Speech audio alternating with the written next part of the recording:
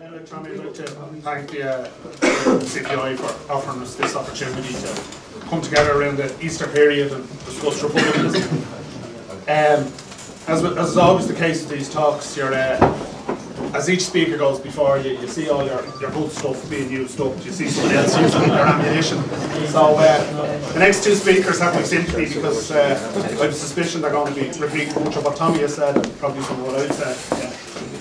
I'll try and avoid any of the any duplication or as much as possible of the stuff that Tommy has said, and try and maybe put a slightly different focus to what I intended, given that Tommy has used up some of my ammunition. And it goes without saying, I think the history of republicanism and the core kind of what Tommy was saying, that republicanism cannot be bound by the type. I think it's linked into that issue. And certainly from my perspective, I think part of that is sort of defining, when we're talking about republicanism, what we are talking about. Pretty much every political party on this island defines themselves as a republican, bar the Unionists and some of the smaller left-wing groups perhaps wouldn't choose the term republican. But it's from your sort of neoliberal republicanism of Michael McDowell, your cute hero politics of Fianna Fáil, your cute hero republicanism, your jobs for the boys republicanism of Fianna Fáil, your sort of Christian Democrat blue shirt republicanism of Fine Gael, the cozy up to the bosses republicanism of the Labour Party. All of them claim to be Republican, and I think that leaves a kind of it's sort of difficult of a conversation when we might all mean different things by Republican. So I'd stick my sort of tuppence worth in terms of what I would, when I'm talking about republicanism, the strand I'm talking about, that's not to be sectarian, that when I use the term, what I'm referring to. And that would be, for me, is that revolutionary republican tendency.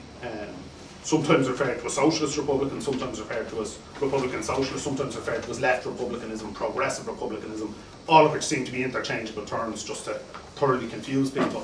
But it would be that revolutionary republicanism, I suppose, is for me, the best way. Republicanism for me is one that sees the national liberation of this country and the socio-economic liberation as one and the same struggle. Not something that's kind of linked or they're both there, they're actually inseparable.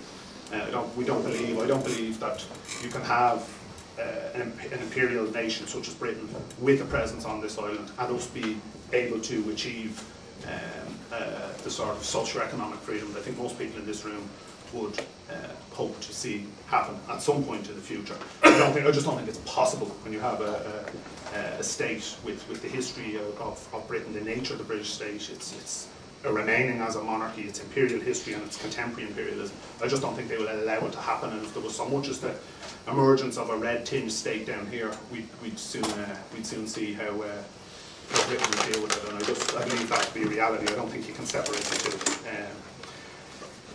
It's also a brand of republicanism that sees democracy as something much deeper and much more complex than simply voting for your leader.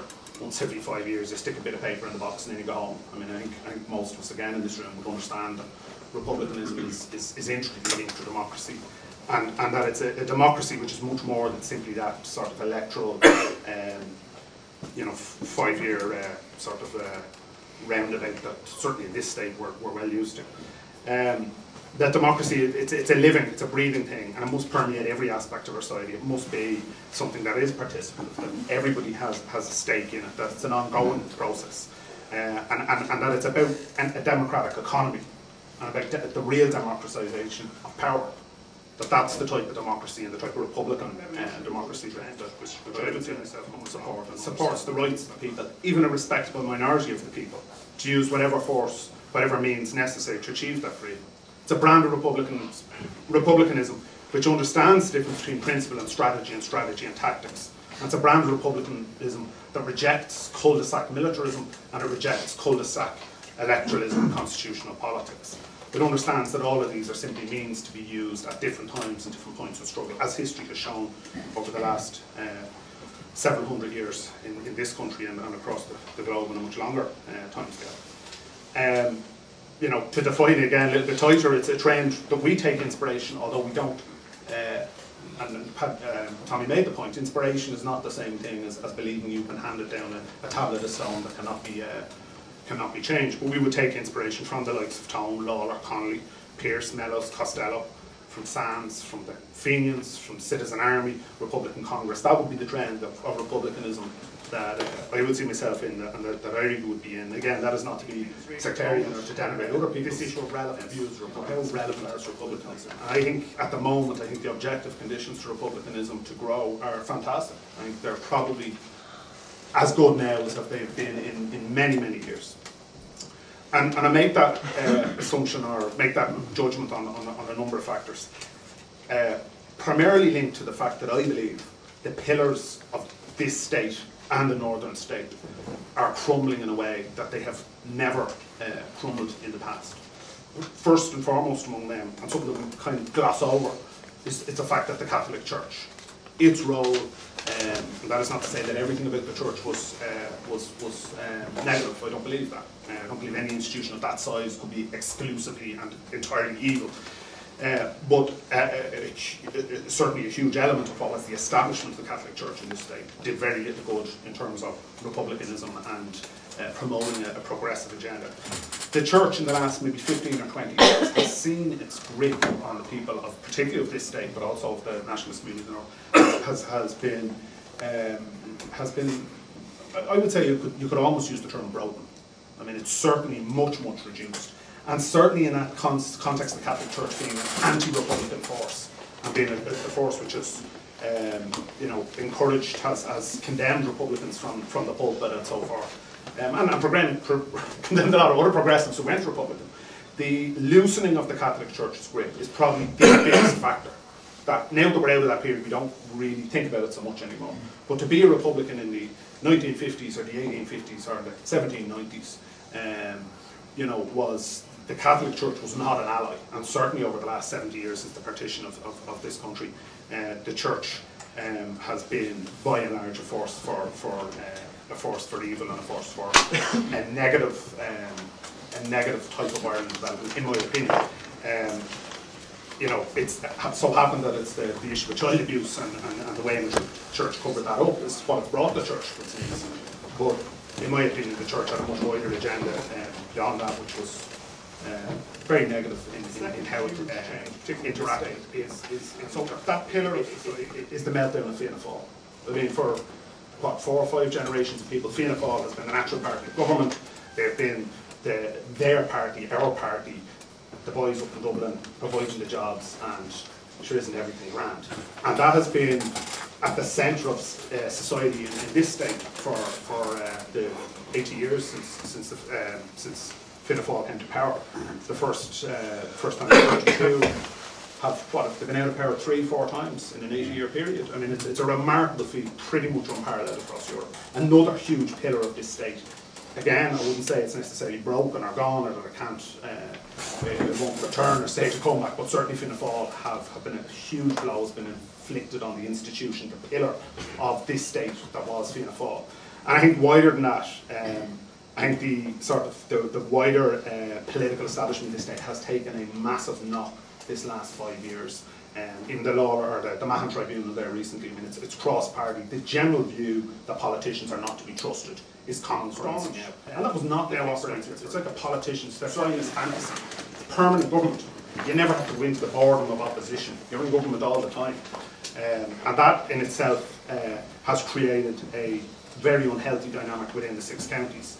And in my experience, it is resulting in hundreds of Republicans and political activists moving away from support of Stormont and looking for other political vehicles and other political analysis beyond the permanent coalition between Sinn Féin, the SDP, the Unionists within Stormont. That it's thrown up all sorts of possibilities in terms of the North.